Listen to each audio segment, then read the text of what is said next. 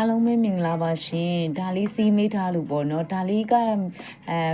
မေလေးတို့ပေါ့နော်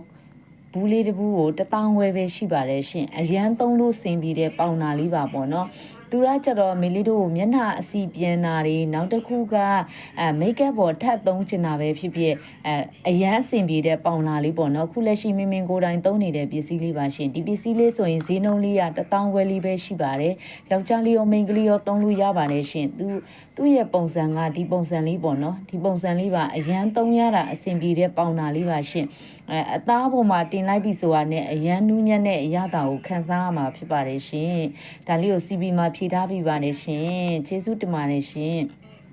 အဲ့တော့ဒါလေးကိုတကယ်လို့ဝယ်ယူချင်တယ်ဆိုလို့ရှိရင်မေးလေးစီမှာမှာလို့ရပါတယ်ရှင်မေးလေးရဲ့ဖုန်းနံပါတ်4323553914ကိုဆက်သွယ်မှယူနိုင်ပါတယ်ရှင်အားလုံးကိုကျေးဇူးတင်ပါတယ်ရှင်